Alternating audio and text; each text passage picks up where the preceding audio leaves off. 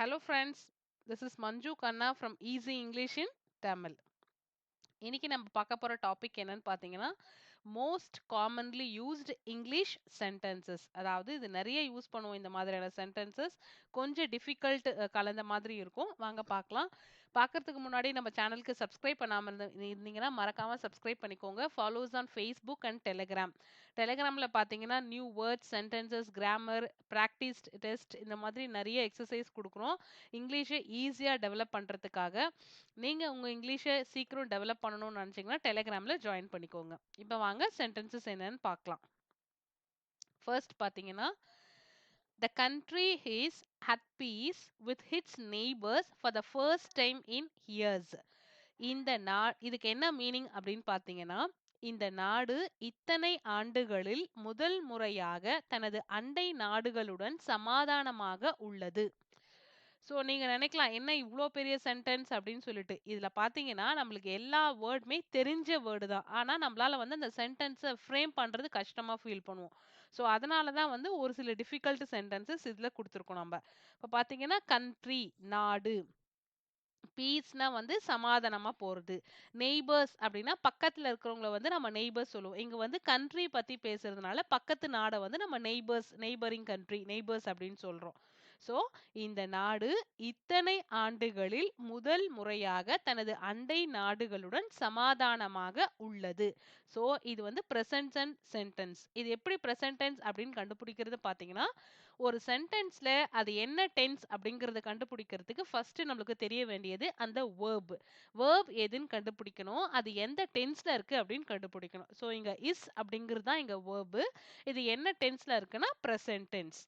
So இத வச்சு நம்ம சென்டென்ஸ் வந்து இப்ப நடக்கிறதா, இல்ல ஆல்ரெடி நடந்ததா, இல்ல நடக்க போறதா அப்படிங்கறத நம்ம டிசைட் பண்ணிக்கலாம். சோ நீங்க டென்சஸ் வீடியோ பார்க்கலனா நீங்க போயிட்டு ஆல்ரெடி லிங்க்ல குடுத்துருக்கோம். இதுல பிரசன்ட் டென்ஸ்க்கு, பாஸ்ட் டென்ஸ்க்கு, ஃபியூச்சர் டென்ஸ்க்கு வீடியோ இருக்கு. நீங்க போய் பார்த்து தெரிஞ்சுக்கோங்க. அடுத்த sentence, the meat was hard to chew.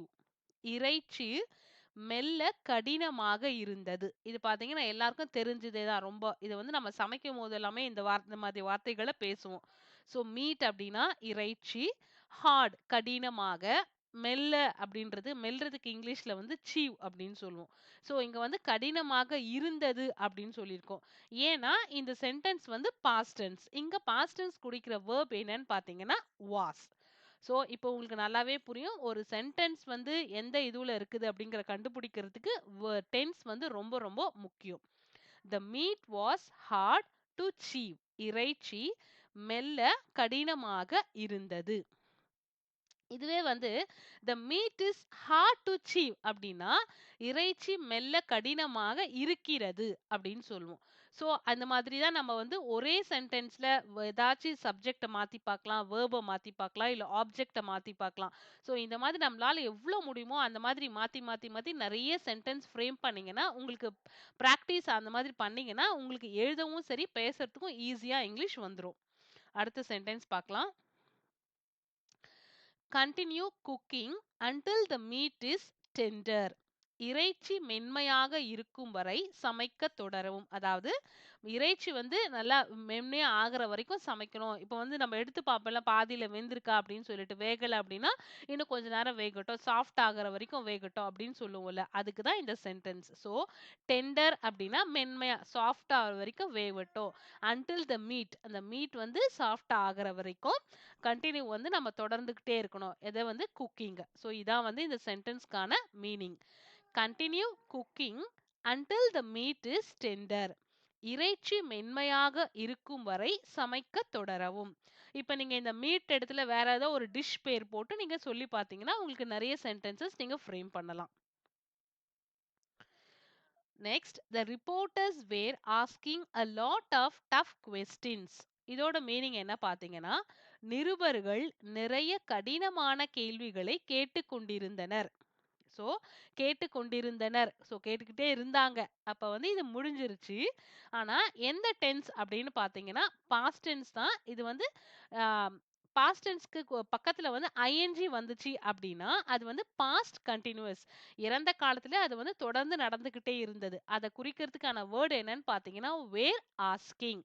ஏன் வந்து ஆஸ்கிங்ல ஐஎன்ஜி வருது அப்படின்னு பாத்தீங்கன்னா, ஒரு செயல் வந்து தொடர்ந்து நடக்கும்போது ஐஎன்ஜி வரும். அதாவது கன்டினியூவஸ் டென்ஸ் அப்படின்னாவே ஐஎன்ஜி கூடவே சேர்ந்து வரும். நீங்க பிரசன்ட்ல பார்த்தாலும் சரி, பாஸ்ட்ல பார்த்தாலும் சரி, ஃபியூச்சர்ல பார்த்தாலும் சரி, கன்டினியூவஸ் டென்ஸ் எங்கெல்லாம் இருக்கோ அங்கெல்லாம் வந்து வேர்போட ஐஎன்ஜி சேர்ந்து வரும்.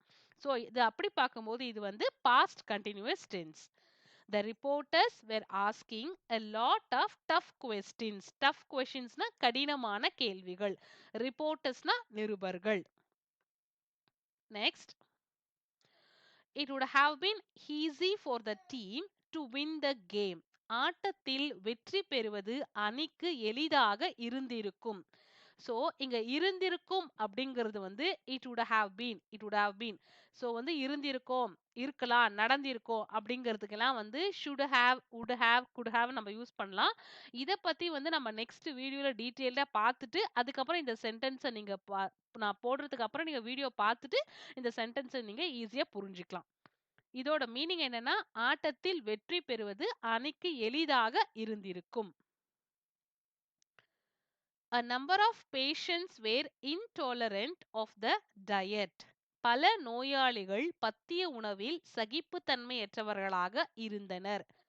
ஸோ இங்க பாத்தீங்கன்னா நம்பர் ஆஃப் பேஷண்ட்ஸ்னா நம்பர் ஆஃப் பேஷண்ட்ஸ் ஒரு குறிப்பிட்ட இல்ல பல அந்த மாதிரி சொல்றதுக்கு இது சொல்லலாம். நம்பர் ஆஃப் பேஷண்ட்ஸ்னா பல நோயாளிகள். ஸோ இருந்தனர் அப்படின்னு முடிஞ்சிருக்கு. இந்நேரத்துக்கு நீங்களே கண்டுபிடிச்சிருக்கலாம் இது என்ன டென்ஸ் அப்படின்னு. Past tense. ஏன் வந்து இங்க நம்ம வேர் அப்படின்னு யூஸ் பண்ணியிருக்கோம்? நீங்க பாஸ்ட் டென்ஸ் வாஸ் சொல்லலாமே அப்படின்னு கேட்கலாம் நீங்க. வாஸ் அப்படின்ற பாஸ்ட் டென்ஸ் வந்து நம்ம சிங்குலர் சப்ஜெக்ட் வந்தா வாஸ் யூஸ் பண்ணுவோம். ப்ளூரல் சப்ஜெக்ட் வந்தா நம்ம வேர் யூஸ் பண்ணுவோம். இங்க நம்பர் ஆஃப் பேஷண்ட்ஸ், பேஷண்ட்ஸ் அப்படின்றது ப்ளூரல் சப்ஜெக்ட். ஸோ அதுக்காக நம்ம வேர் யூஸ் பண்ணியிருக்கோம். ஸோ டயட் அப்படிங்கிறது பத்திய உணவு. இன்டாலரண்ட் சகிப்புத்தன்மை அற்றவர்களாக. ஸோ டாலரண்ட் அப்படின்னா சகிப்புத்தன்மை சொல்லுவோம். சகிப்புத்தன்மை அற்றவர்களுக்கு இன்டாலரண்ட் அப்படின்னு சொல்லியிருக்கோம். Number of patients were intolerant of the diet. பல நோயாளிகள் பத்திய உணவில் சகிப்புத்தன்மையற்றவர்களாக இருந்தனர். Next. I kept all his letters tied together with a ribbon. அவரது கடிதங்கள் அனைத்தையும் ஒரு நாடாவுடன் கட்டி வைத்தேன். ஸோ இதை நீங்க பார்ட் பார்ட்டா பிரிச்சு படிச்சு பார்த்தாவே நம்மளுக்கு ஈஸியா மீனிங் புரியும். ரிப்பன், கட்டி வைத்தேன், நாடாவுடன் ரிப்பன் சொல்லலாம், இல்ல ரோப் அந்த மாதிரி ஏதோ ஒன்று போட்டு கட்டி வச்சோம். டைடு டுகெதர்னா ஒன்னா சேர்த்து கட்டி வைக்கிறது. I kept all his lettersனா அவரது கடிதங்கள் அனைத்தையும். So I kept all his letters tied together with a ribbon. அவரது கடிதங்கள் அனைத்தையும் ஒரு நாடாவுடன் கட்டி வைத்தேன். ஸோ கட்டுறதுக்கு வந்து என்ன பேருன்னு பார்த்தீங்கன்னா டைடு. இப்போ நம்ம வேற ஏதோ ஒன்று கட்டி வைக்கிறோம் அப்படின்னும் போது நீங்க இந்த டைடு அப்படிங்கிற வேர்டை யூஸ் பண்ணி பார்க்கலாம். இங்க பார்த்தீங்கன்னா வைத்தேன் அப்படின்றது past tense. So kept, keep, kept, kept. கீப்போட பாஸ்ட் டென்ஸ் வேர்ப் தான் வந்து கெப்ட். ஸோ அதனால இது past tense sentence. Next. Randhir untied his shoelaces. Randhir தனது காலணிகளை அவிழ்த்து விட்டார். ஸோ அன்டைடு, டைடுனா கட்டுறது, அன்டைடுனா அவிழ்க்கிறது. ஸோ இவ வந்து அவிழ்த்து விட்டார். ஷூ லேசஸ் அப்படிங்கிறதுக்கு வந்து என்ன ஒரு தமிழ் எக்ஸாக்டா எனக்கு தெரியல. உங்களுக்கு யாராச்சும் ஷூ லேசஸ்க்கு என்ன தமிழ் மீனிங் அப்படி தெரிஞ்சா நீங்க கமெண்ட்ல போடலாம். ஸோ அதனால இங்க வந்து நான் ஜஸ்ட் காலணிகள் அப்படின்னு மென்ஷன் பண்ணியிருக்கேன். ஸோ வந்து கட்டுறதுக்கு Tide, அவிழ்க்கிறதுக்கு untied. ரணதீர் untied his shoelaces. Randhir தனது காலணிகளை அவிழ்த்து விட்டார். untied. So past tense இது. Next. He threw his shirt to someone in the crowd. அவர் தனது சட்டையை கூட்டத்தில் இருந்த ஒருவருக்கு வீசினார். ஸோ வீசினார் ஆல்ரெடி இது முடிஞ்சிருச்சு. அப்ப ஃபர்ஸ்ட் நீங்க பார்க்க வேண்டியது டென்ஸ், பாஸ்ட் டென்ஸ் இது. பாஸ்ட் டென்ஸ்க்கான வேர்ப் எங்க இருக்கு அப்படின்னு பார்த்தீங்கன்னா த்ரூ. த்ரோவோட பாஸ்ட் டென்ஸ் தான் த்ரூ. த்ரோனா வீசுறது. இப்போ வந்து ப்ரெசன்ட் டென்ஸ்னா த்ரோ, பாஸ்ட் டென்ஸ்னா த்ரூ. ஸோ த்ரூ வந்து பாஸ்ட் டென்ஸ். அவர் சட்டையை வீசிட்டாரு, ஷர்ட். யாருக்கு, யாரோ ஒருவருக்குன்னு சொல்லும்போது டு சம்ஒன். இந்த கிரவுட்னா கூட்டத்தில். He threw his shirt to someone in the crowd. அவர் தனது சட்டையை கூட்டத்தில் இருந்த ஒருவருக்கு வீசினார். இப்படி நீங்க பிரிச்சு பிரிச்சு படிக்கும்போது, நான் என்ன ஃபார்ம் ஆஃப் சென்டென்சஸ் அங்க யூஸ் பண்ணியிருக்காங்க, ஒரு ஒரு வேர்டுக்கான எக்ஸாக்ட் மீனிங் நம்ம ஈஸியா தெரிஞ்சுக்கலாம். Next, Stephen leapt up and caught the ball in one hand. Stephen மேலே குதித்து ஒரு கையில் பந்தை பிடித்தார். ஸோ ஆல்ரெடி இது முடிஞ்சிருச்சு. பிடித்தார் அப்படின்றதுக்கு வந்து இங்க பாத்தீங்கன்னா ரெண்டு பாஸ்ட் டென்ஸ் verb இருக்கு. லெப்ட் அப், லெப்ட் அப்படிங்கிறது ஒரு பாஸ்ட் டென்ஸ் அண்ட் காட் அப்படிங்கிறது ஒரு பாஸ்ட் டென்ஸ். லெப்ட் அப்படின்னா இப்ப நம்ம வந்து ஒரு பால் வந்து வேகமா வரும்போது நம்ம எகிரி வந்து கேட்ச் பிடிப்போம்ல, எகிரி குதிச்சு பிடிக்கிறது தான் வந்து லெப்ட் அப்படின்னு சொல்லுவோம். கேட்ச் பிடிக்கிறது வந்து காட் அப்படின்னு சொல்லலாம். ஸோ கேட்சோட பாஸ்ட் டென்ஸ் வந்து caught. So Stephen leapt up and caught the ball in one hand. Stephen மேலே குதித்து ஒரு கையில் பந்தை பிடித்தார். Next, he was wearing thick glasses. அவர் தடிமனான கண்ணாடி அணிந்திருந்தார். அணிந்திருந்தார், அணிந்து கொண்டிருந்தார். சோ வந்து அது கண்டினியூஸா நடக்குது நடந்துட்டு இருந்தது.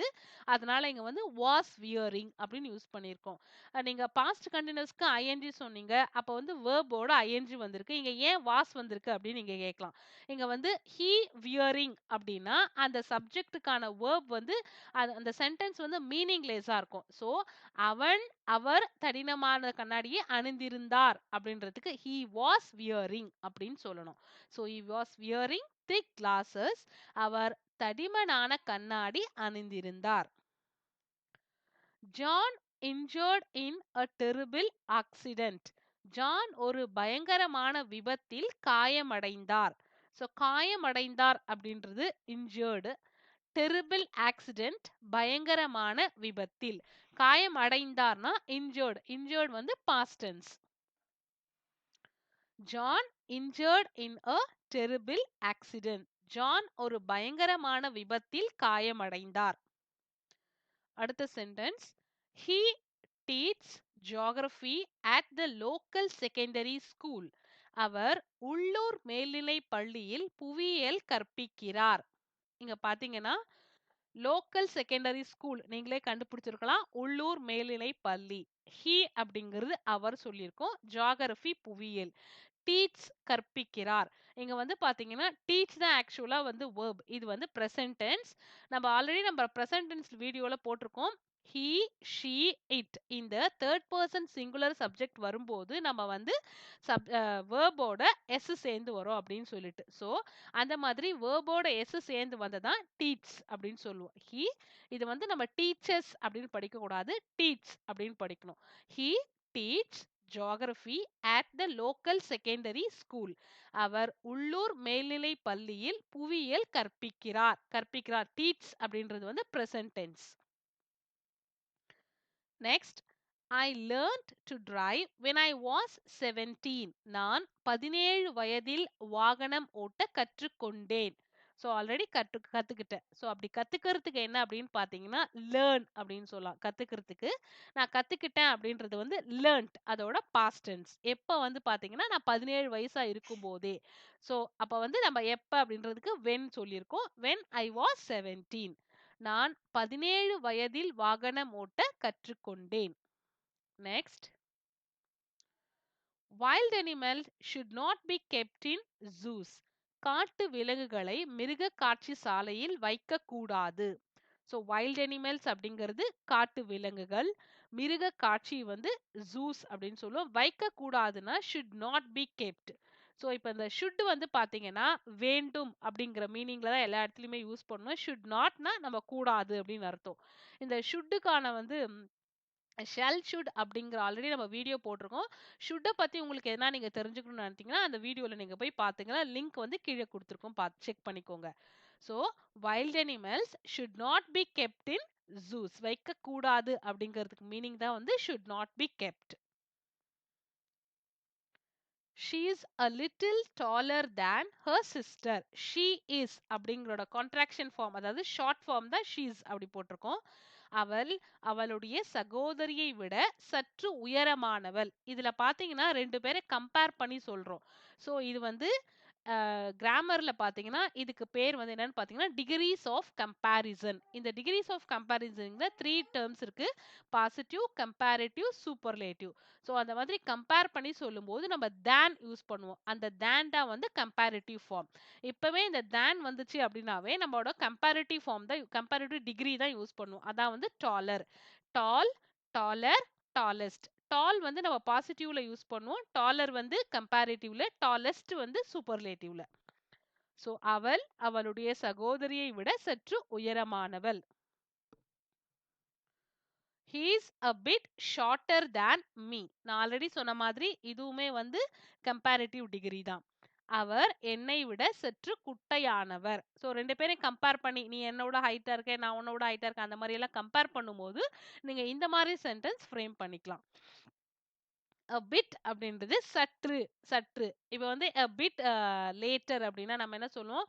கொஞ்சம் தாமதமா வந்து ஆயிடுச்சு அப்படின்னு சொல்லுவோம்ல. அப்ப அப்ப பிட் அப்படின்றது சற்று.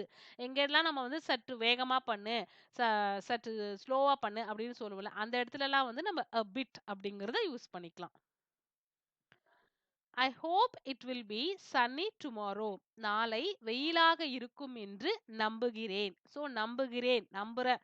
அது வெயிலா இருக்கும் அப்படின்னு நம்புறேன். அப்போ வந்து அது ஃபியூச்சர் டென்ஸ். அதனால நம்ம இங்க வில் யூஸ் பண்ணியிருக்கோம். அதுக்கப்புறமா இன்னொன்னு பார்த்தீங்கன்னா, நீங்க இது வில் இல்லாம டுமாரோ அப்படிங்கிறது நாளைக்கு. ஸோ நாளைக்கு எதெல்லாம் பண்ண போறோமோ, அதெல்லாம் வந்து ஃபியூச்சர் டென்ஸ்ல வரும். அத வச்சு நீங்க இது என்ன டென்ஸ் அப்படிங்கிறத ஈஸியா ஐடென்டிஃபை பண்ணிக்கலாம். Next, tomorrow it will B cloudy and cool. நாளை மேகமூட்டமாகவும் குளிராகவும் இருக்கும். ஸோ கிளவுடி அப்படின்னா மேகமூட்டமா இருக்கிறது. கூல்னா குளிரா இருக்கிறது. இத வச்சு நீங்க ஈஸியா கண்டுபிடிச்சுக்கலாம். இது என்ன டென்ஸ்ன்னு சொல்லிட்டு. உங்களுக்கு வந்து 2 க்ளூ இருக்கு. வில் இருக்கு. டுமாரோ இருக்கு. ஸோ இது 2 வச்சுமே நம்ம வந்து ஃபியூச்சர் டென்ஸ் அப்படின்னு சொல்லலாம். The experiment was a big success. சோதனை பெரிய வெற்றி அடைந்தது. அடைந்ததுன்னா முடிஞ்சிருச்சு. ஸோ அதுக்கான வெர்ப் வந்து பாஸ்ட் டென்ஸ் வாஸ் இருக்கு. பிக் சக்சஸ்னா பெரிய வெற்றி. எக்ஸ்பிரிமெண்ட்னா சோதனை. The experiment was a big success. சோதனை மிகப்பெரிய வெற்றி அடைந்தது. அடுத்து பாத்தீங்கன்னா, I never failed in my school exams. எனது பள்ளி தேர்வில் நான் ஒருபோதும் தோல்வி அடையவில்லை. அதாவது தோல்வி அடைந்ததே இல்ல. ஒரு முறை கூட நான் எக்ஸாம்ல என்னோட ஸ்கூல் எக்ஸாம்ல ஃபெயில் ஆனதே இல்ல அப்படின்னா இது முடிஞ்சிருச்சு. அப்ப இங்க ஃபெயில்டு அப்படிங்கிறது பாஸ்ட் டென்ஸ். ஸோ நான் எப்பவுமே ஃபெயில் ஆனதே இல்ல அப்படிங்கிறது never. Never failed in my school exams. எனது பள்ளி தேர்வில் நான் ஒருபோதும் தோல்வி அடையவில்லை. This company is very strict about punctuality. இந்த நிறுவனம் நேர விஷயத்தில் மிகவும் கண்டிப்பானது. நிறுவனம் அப்படின்னா எல்லாருக்கும் தெரிஞ்சதுதான் கம்பெனி. நேர விஷயம்னா பங்க்சுவாலிட்டி. அதாவது கரெக்ட் டைமுக்கு வந்துடணும், எல்லாம் கரெக்டா பண்ணணும் அப்படிங்கிறது தான் வந்து பங்க்சுவாலிட்டி. ஸோ வெரி ஸ்ட்ரிக்ட் அப்படின்னா கண்டிப்பா இருக்கிறது. ஸோ இந்த நிறுவனம் வந்து பங்க்சுவாலிட்டில வந்து ரொம்ப ஸ்ட்ரிக்ட்டா இருக்காங்க அப்படிங்கிறது தான் இந்த சென்டென்ஸ். இந்த நிறுவனம் நேர விஷயத்தில் மிகவும் கண்டிப்பானது. இதான் நம்ம இன்னைக்கு பார்த்த சென்டென்சஸ். இன்னைக்கு பார்த்ததுலேருந்தே உங்களுக்கு தெரிஞ்சிருக்கலாம். கண்டிப்பா கிராமர் இல்லாம நம்மளால வந்து சென்டென்சஸ் ஃப்ரேம் பண்ண முடியுமா அப்படின்னு நீங்களே இப்ப திங்க் பண்ணி பாருங்க. கண்டிப்பா முடியாது. ஏதோ ஒரு இடத்துல நம்ம வந்து கண்டிப்பா கிராமர் தெரிஞ்சுக்கிட்டே தான் ஆகணும். நாம வந்து சொல்லிடலாம் பேசுறதுக்கு கிராமர் தேவையில்ல அப்படின்னு சொல்லிட்டு. ஆனா நம்ம பேசுற ஒவ்வொரு வார்த்தையிலுமே ஃப்ரேம் பண்ற ஒவ்வொரு சென்டென்சஸ்லயுமே கிராமர் இருக்கு. அப்போ நம்மளுக்கு கிராமரும் முக்கியம் இங்கிலீஷ் தெரிஞ்சுக்கிறதுக்காக. ஸோ இந்த சென்டென்ஸை நீங்க எங்கவே படிச்சாலுமே இப்படி பிரிச்சு பிரிச்சு படிச்சு அதோட மீனிங் வந்து அதுக்கப்புறம் சேர்த்து பாருங்க. நீங்க வந்து இங்கிலீஷ் வந்து ஈஸியா வந்து சீக்கிரமே டெவலப் பண்ணிக்கலாம். ஸோ இந்த வீடியோ உங்களுக்கு யூஸ்ஃபுல்லா இருக்கும்னு நினைக்கிறேன். இந்த வீடியோ உங்களுக்கு பிடிச்சிருந்தா லைக் பண்ணுங்க, கமெண்ட் பண்ணுங்க, சப்ஸ்கிரைப் பண்ணுங்க. மறக்காம பெல் ஐகானை கிளிக் பண்ணுங்க. அதுல ஆல் அப்படிங்கிற ஆப்ஷனை சூஸ் பண்ணுங்க. நீங்க ஆல் சூஸ் பண்ணாதான் நாங்க அப்லோட் பண்ற எல்லா வீடியோஸும் உங்களுக்கு நோட்டிபிகேஷன்ல வரும். நீங்க மட்டும் தெரிஞ்சு இதை யூஸ்ஃபுல்லா வச்சுக்காம உங்களோட ஃப்ரெண்ட்ஸ்க்கும் ஷேர் பண்ணீங்கன்னா ரொம்பவே நல்லா இருக்கும். ஸோ தேங்க்யூ ஃபார் வாட்சிங் திஸ் வீடியோ.